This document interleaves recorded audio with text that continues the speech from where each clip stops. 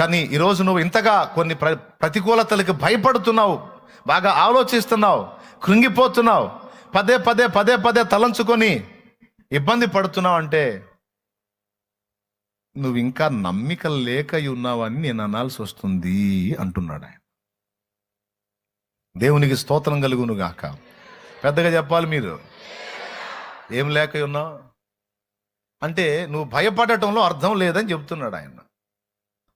రెండు నీకు తెలుసు. ఒకటి,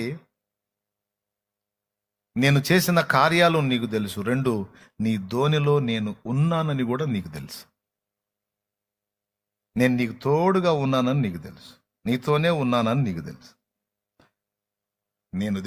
నేను నీతో ఉన్నానని తెలుసు.